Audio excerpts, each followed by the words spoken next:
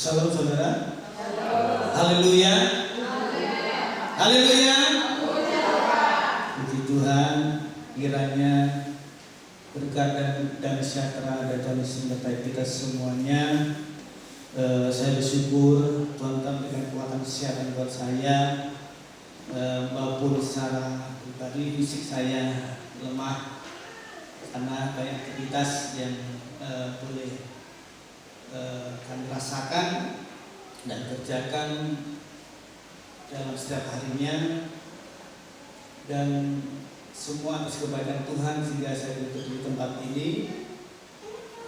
Kemurahan Tuhan sangat baik buat saya pada saat malam hari ini. Terima kasih juga buat gembala, orang tua rohani yang juga mempercayakan saya pada malam hari ini untuk berbagi firman Tuhan. Dan biarlah firman Tuhan yang boleh saya sampaikan mendekati sang saudara. Amin. Tak jemu-jemu saya katakan doakan firman Tuhan supaya firman Tuhan mendekati kita semuanya. Haleluya. Baik saudara, kita lihat Alkitab kita.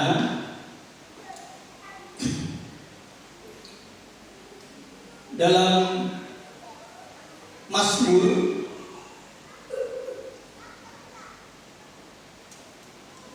pasal yang ke-62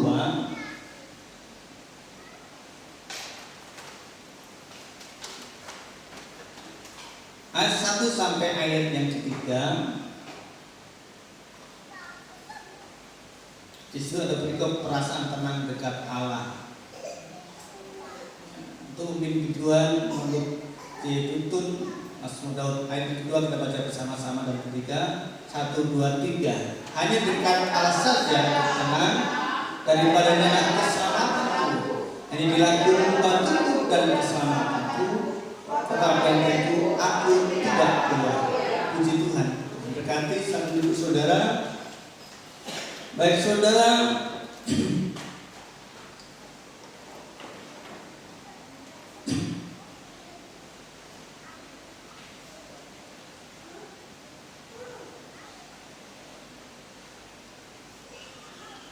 dalam Mazmur ini saudara, pasal yang ke-62,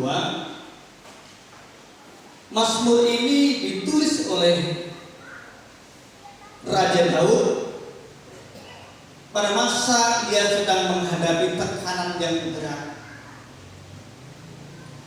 Nah, walaupun Alkitab saudara tidak menjelaskan secara pasti tentang peristiwa yang melatar belakangnya saudara. Nah, banyak penafsir meyakini bahwa pemazmur ini berasal dari masa Daud yang menghadapi pemberontakan ataupun pengkhianatan. Nah, kemungkinan dalam pemazmur ini saudara ditulis pada saat pemberontakan putranya Absalom.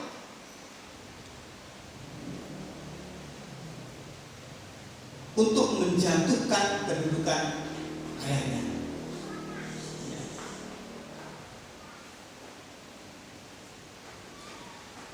Kalau kita melihat lebih jauh lagi saudara,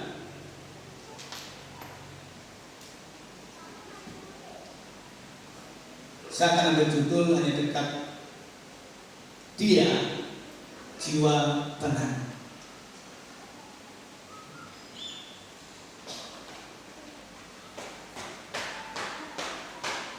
Saudara dikasih Tuhan, kalau ketika kita melihat bahwa dunia ini menawarkan banyak resep untuk ketenangan diri kita, dan kita diberitahu bahwa kalau sesuatu yang ada pada kita itu banyak, seperti tabungan atau investasi, ya, itu merasa tenang. Itu dunia katakan saudara. Atau karir kita naik melejit, ya, sampai kemana-mana, itu akan tenang hidup kita. Bahkan ketika apa yang menjadi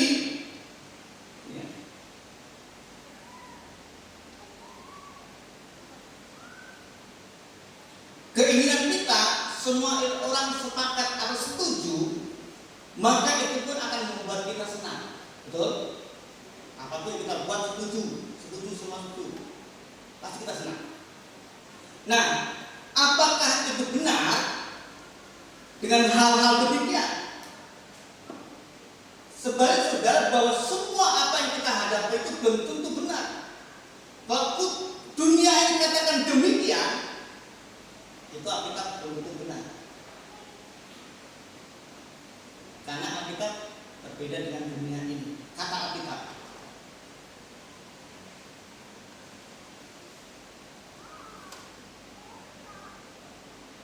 karena dunia ini memberikan sesuatu yang kelihatan, tapi pada akhirnya itu akan menjerumuskan.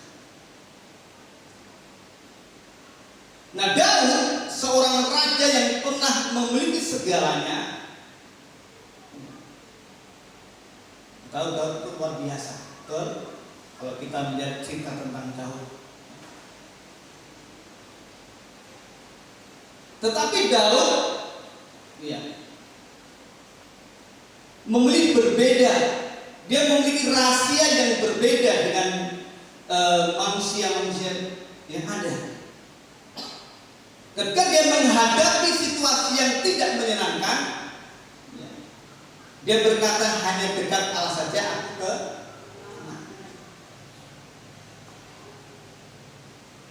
Nah, kata hanya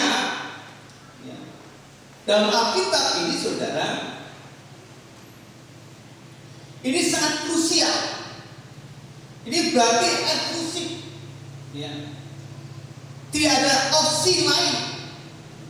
Daud menyadari bahwa sumber ketenangan sejati bukan pada apa yang dia miliki, tetapi pada siapa yang dia dekati. Amin. Bukan apa yang dia miliki secara materi, secara finansial, segala sesuatu dia punya. Tetapi apa yang dia miliki adalah siapa yang dia dekati. Kita contoh itu, amin. Siapa yang dekati? Mari kita belajar bersama-sama. Mengapa hanya dekat Allah saja kita tenang?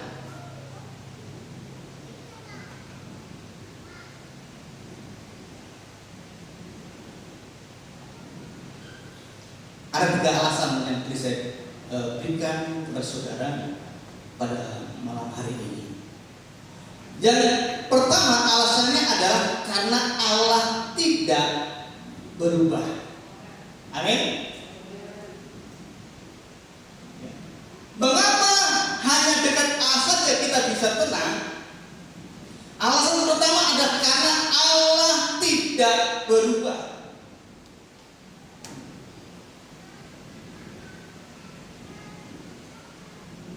Dalam ayat yang kedua, Daud menyebutkan Allah itu sebagai batu karang. Sebagai apa? Batu karang.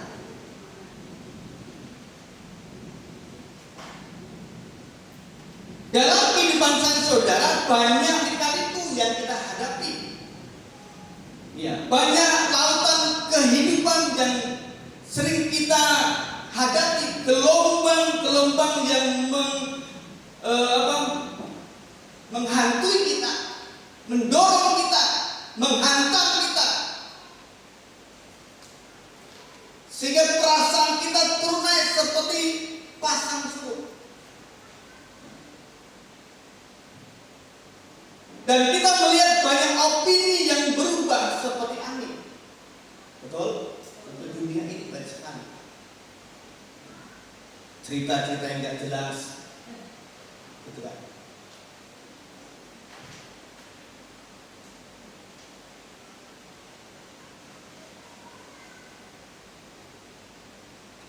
Tetapi kalau kita melihat Alkitab, ditulis batu karang tetap tepat di tempatnya, tidak berubah. Amin. Poinnya adalah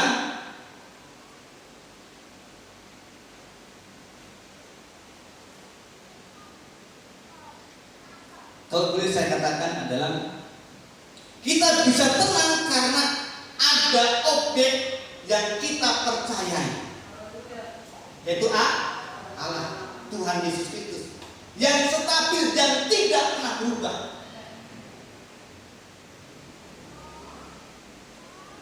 Kalau kita gak percaya Allah kita yang hidup, Allah kita yang luar biasa, segala biasa, cari Allah lain yang lebih hebat dari dia.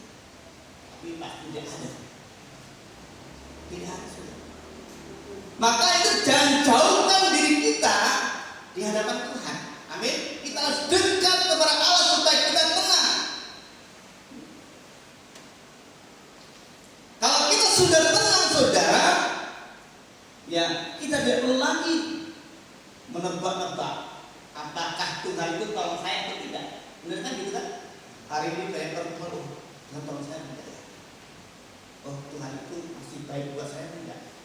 Oh, Tuhan itu masih dekat saya atau tidak hari ini? Berkat Tuhan itu masih mengalir buat saya tidak?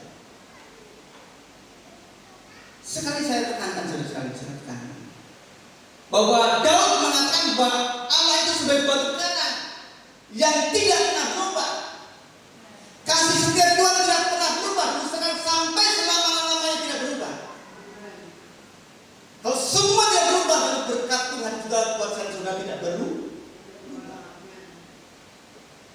Tidak berubah.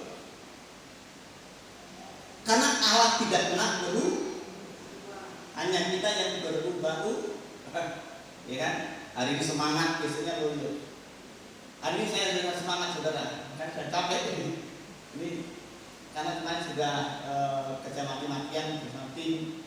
Ya, walaupun saya bagian luar, tapi juga capek juga, saudara. Ya. Mungkin nggak dipandang lebih hebat yang lainnya, tetapi saya bagian air, kalau nggak saya kasih air semua, saudara. Karena tiap hari Oma itu kasih air, masak terus tiap jam masak air.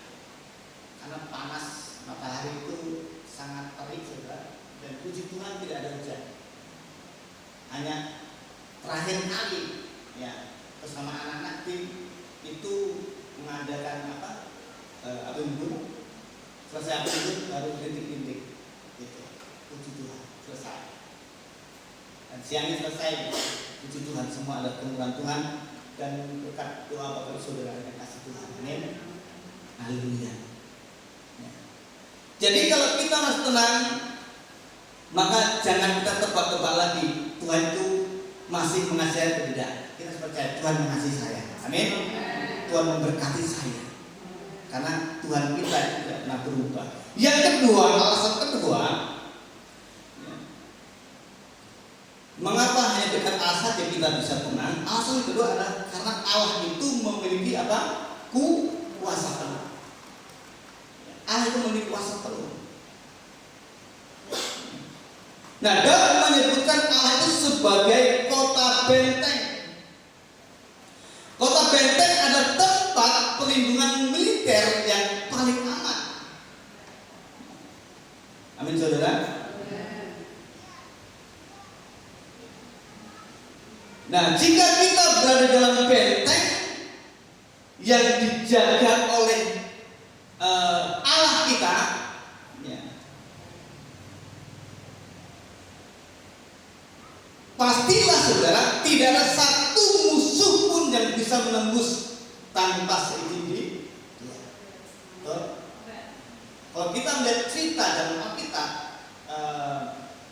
tentang Ayub, saudara, Ayub itu bisa dicobai karena seizin Tuhan. Dan Ayub itu sangat dekat sama Tuhan. Setiap apa yang dibuat selalu dipersembahkan. Kalau dia salah sama Tuhan, dia dipersembahkan Tuhan. Kalau ada anak saya semua ada yang salah, ini dipersembahkan untuk Tuhan. Sebaiknya kita salah sama Tuhan, malah jauh dari Tuhan. Seringkali kan seperti itu ya. Kita bersalah sama Tuhan malah jauh, bukan malah dekat. Bukan malah mempersembahkan hidupnya kepada Tuhan, ini saya. Tidak. Nah, Daud sendiri memberikan Tuhan itu nama sebagai kota benteng.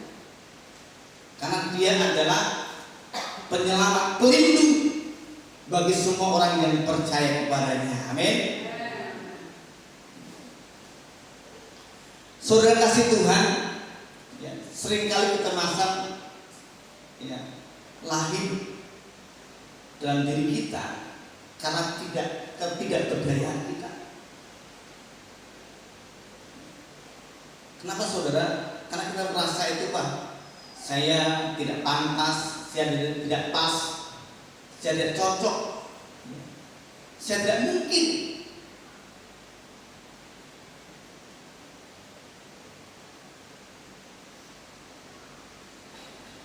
Tetapi kalau Allah yang memiliki kuasa, maka kita akan bisa diubahkan. Amin. Kita akan dibentuk, kita akan dijadikan sesuatu yang berharga di mata Tuhan, menjadi mulia. Oleh sebab saudara, mari berikan diri kita kepada Tuhan. Bukan kita yang memegang kendali kita, tetapi biar Tuhan sendiri yang memegang kendali kita. Amin. Supaya kalau Tuhan memegang kendali kita, maka Tuhan akan membentengi kita, Tuhan akan menyelamatkan saudara. Kenapa? Karena kita, Allah ada di bawah, di pihak kita. Allah ada di pihak kita. Itulah Allah kita yang luar biasa, penuh kuasa. Alasan yang ketiga adalah saudara, karena Allah itu mengenal kedalaman jiwa kita.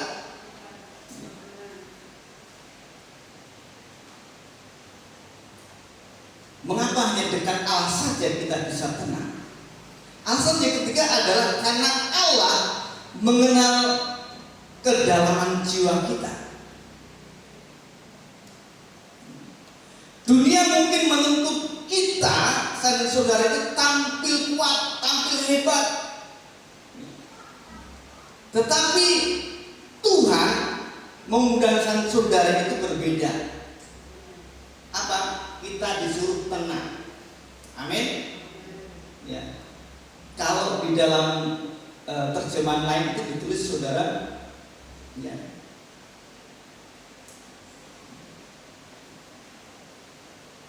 hanya dekat Allah saja aku menanti-nantikan dengan diam. Ya. Kata tenang itu ditulis menanti-nantikan dengan diam. Ya, tenang itu ya dikategorikan diam, tetapi diam ini bukan diam pasif, tidak melakukan sesuatu, tetapi melakukan sesuatu. Amin. Ya. Bukan diam kita malas, tapi diam itu berpikir bagaimana dan selanjutnya. Itu kan?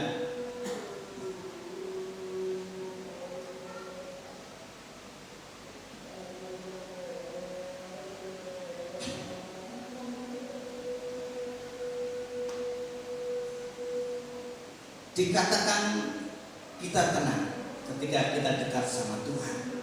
Nah, Allah tahu kelemahan kita. Setiap air mata kita yang sudah jatuh, ya, atau doa-doa yang tidak terucap, ya, Tuhan tahu, Tuhan mengenal isi hati kita. Amin. Setiap seruan doa kita, setiap isi hati kita curahkan kepada Tuhan. Mungkin orang lain tidak tahu apa yang pokok masalah kita, tapi Tuhan tahu. Karena Tuhan mengenal kedalaman jiwa kita. Tuhan tahu bahwa setiap orang yang berharap, berseru, bersandar kepada Tuhan, maka dia mengalami ketenangan jiwanya. Mengalami kedamaian yang sangat luar biasa. Oleh sebab saudara, mari kita belajar untuk tetap hidup dekat dengan Allah saja. Kalau pertanyaan tadi mengapa, dan pertanyaan yang kedua adalah bagaimana supaya kita tenang.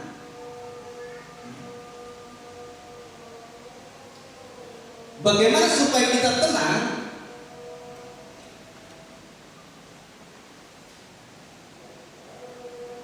Dalam ayat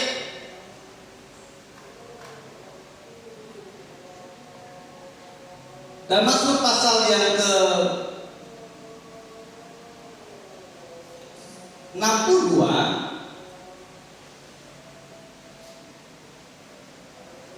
dikatakan hanya dekat Allah saja aku tenang. Nah, dalam memberikan kunci dalam ayat ini, kata aku tenang atau menanti-nantikan dengan diam, ini bukan pasif, tetapi ada tindakan apa yang harus dilakukan. Bukannya diam itu pasif, tetapi ada tindakan. Ada aktivitas rohani yang harus kita kerjakan dalam kehidupan saudara. Yang pertama adalah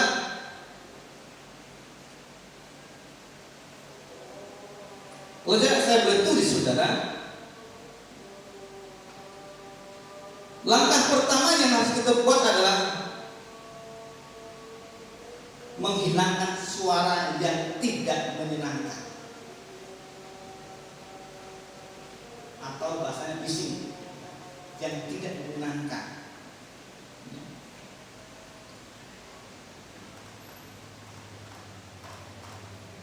Kenapa saudara? Karena suara-suara yang demikian itu akan menggagalkan kita untuk dekat sama Tuhan.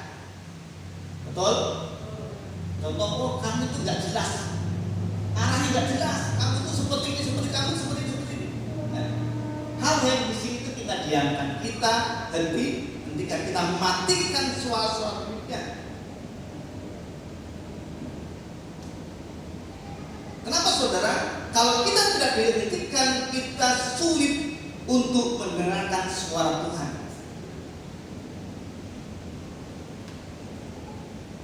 Contohnya kalau kita lagi berdoa, ada orang sliwat-sliwat atau anak kita, semua suara pun kita rasa gak enak, betul?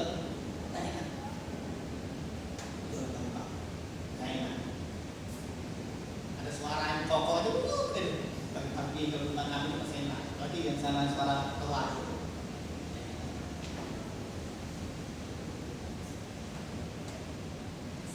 Singkirkan dengan cara kita dekat sama Tuhan.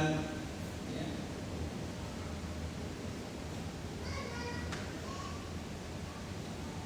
Kita sel semua yang bising di dalam di depan kita, ya, supaya kita bisa tenang. Ya. Yang kedua,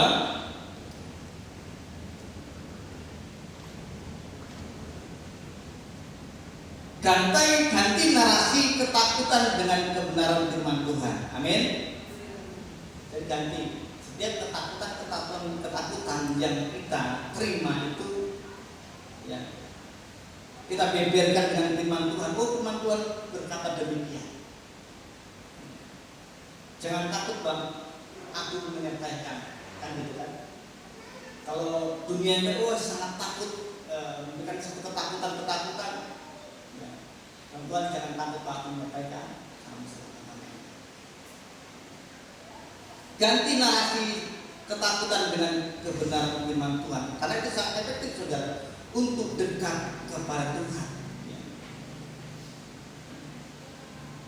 Bahkan terjadi dalam kehidupan saudara, ada banyak kejadian-kejadian di luar sana. Kenapa? Ketakutan terjadi. Dia berdoa, aku tuh berakhir buruk, aku tidak sanggup. Tuhan lupa padaku. Itu kata-kata yang sering terucap pada orang-orang yang mengalami ketakutan. Dan banyak hal-hal yang kalimat-kalimat yang diutarakan oleh mereka yang mengalami ketakutan, saudara. Supaya kita menjadi tenang, kita harus selamat itu semuanya. Amin. Dengan firman Tuhan.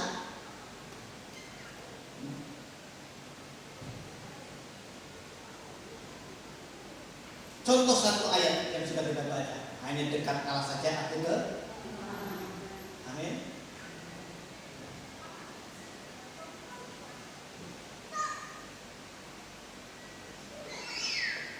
Saya pernah mengalami ketakutan saya.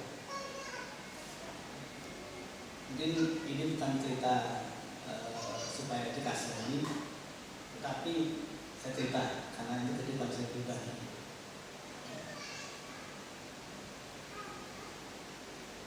Ketika anak saya ditunjuk, maksudnya anak saya sekolah di Batu Raja, saya bingung apa yang saya lakukan. Banyak pemikiran saya itu banyak ide. Kesana hasilnya luar biasa, kesana hasilnya luar biasa, kesana hasilnya luar biasa. Tetapi ketika saya pikir-pikirkan, ini malah menjadi ketakutan buat saya. Kalau saya lakukan itu berarti saya nggak percaya Tuhan. Kan Tuhan itu berkuasa. Kuasa Tuhan tidak pernah berubah. Dan setiap ketakutan yang saya alami, saya berdoa Tuhan jangan sampai terjadi. Dan puji Tuhan saudara, satu persatu Tuhan jawab. Amin saudara. Satu persatu Tuhan jawab. Masih ada kegalauan, ada keresahan, tetapi saya coba terus saudara. Saya coba berdoa bahwa Tuhan pasti mengubah sesuatu yang tidak baik itu menjadi baik. Amin. Kemarin sudah semangat melayani Tuhan saudara di rumah. Saya tinggal ya beberapa hari, akhirnya saya hilang saudara. Terus semangat saudara. Ya, ada 6 ekor saudara.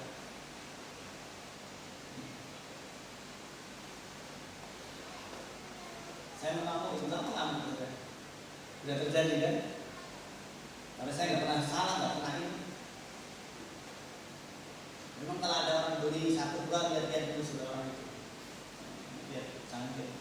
Masa saya betul-betul cari kemarin saudara. Satu gulungan itu cukup sebulan. Ini bukan minta saudara. Ini pergumulan saya.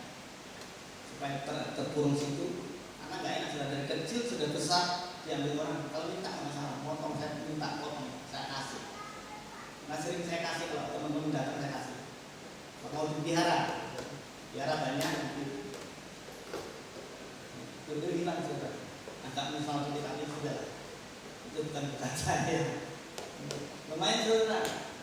Kalau saudara makan nggak akan habis kalau saya pelayan, gitu kan? Saya puji Tuhan. Saya belajar untuk tetap yakin akan janji Tuhan. Amin. Kalau itu lumayan saudara, kalau duitnya gitu kan? Ya. Harus sebagian yang mangkok, sebagian yang nampung saudara. Karena saya punya sedikit intermezzo saudara.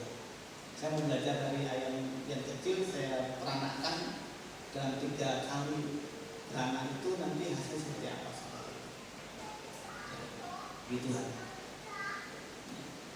Aku seperti itu karena itu untuk pendekatan saya ke lingkungan saudara, karena sudah dikenal Pak Pendeta punya ayah gitu kan. Kalau saya nggak punya apa-apa, nggak kenal saya, kenal orang gitu kan.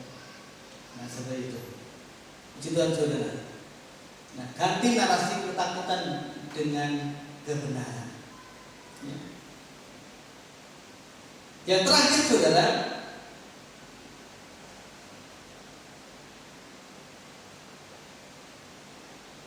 serahkan hasil akhir kepada Tuhan. Amin. Jadi apapun yang kita lakukan itu serahkan kepada Tuhan. Ya. Kita bagikan kepada Tuhan. Ya. Kita berikan kepada Tuhan. Apa yang menjadi hasil akhir kita ketika kita tergumul kepada Tuhan.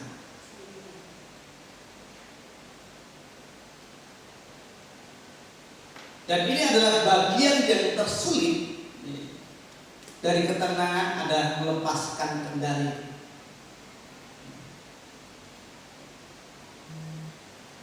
Terkadang saudara, kita tuh ingin tenang, tetapi kita juga ingin mengatur cara Tuhan.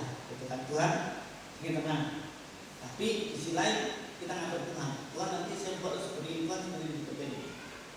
Gitu kan? Nah, saudara, kita ya, serahkan setiap pergumulan kita kepada Tuhan.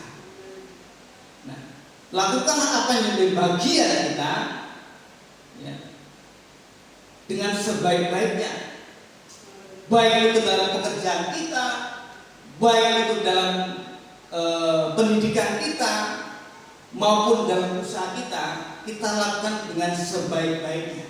Amin. Ya. Setelah itu kita ucapkan penyerahan ini kepada Tuhan. Aku serahkan segala sesuatu apa yang menjadi aktivitas saya.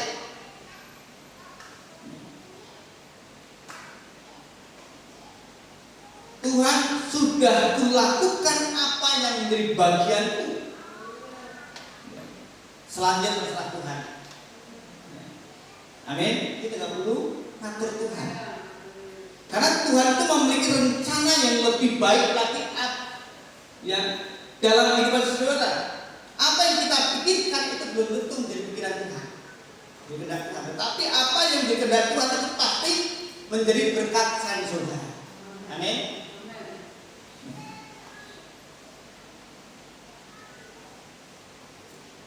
Sebab saudara, mari kita belajar bersama-sama. Ya, seperti Mazmur hanya dekat Allah saja aku tenang. Ya. Daripada inilah keselamatan. Dan kota Ben itu aku dapat. Satu ayat terakhir saudara.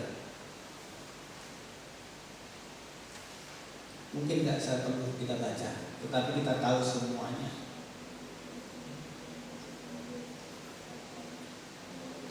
Ada satu kisah dalam Matius pasal 14 saudara.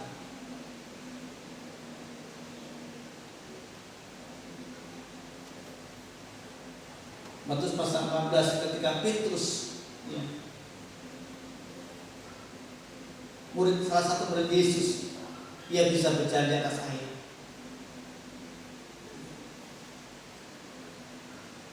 Selama apa? Selama matanya tertuju kepada Yesus, dia bisa berjalan di atas air saudara. Tidak satu pun yang bisa berjalan di atas air. Hanya Petrus yang bisa. Tetapi saudara, ketika dia melihat gelombang, dia mulai tenggelam. Kenapa saudara? Karena dia masih takut. Takut apa yang dihadapi. Dan Yesus sendiri saudara tidak memarahi, tidak menghadrik, menghentikan ombak itu. Tapi Yesus sendiri mengelurkan tangannya kepada Petrus, bangun. Dan saudara, dan diangkat saudara, dia langsung tenangkan ombak itu. Apa yang kita bisa belajar saudara? Kalimat dalam Mazmur pasal 62, hanya dekat Allah saja. Kalau mata kita tertuju kepada Tuhan Yesus, satu-satunya yang kita tuju, maka kita akan mengalami kemenangan. Amin. Saya tidak tahu masalah saudara, apa yang pergumulan saudara, dan katakanlah hanya dekat Allah saja. Ini generasi kita bersama dalam kehidupan kita sehari-hari, supaya kita tetap dikuatkan, dimampukan ketika kita menghadapi tantangan dalam hidup kita saudara. Mari sama-sama kita undang semua untuk berlutut. Kita angkat satu pujian yang tidak asing buat saudara.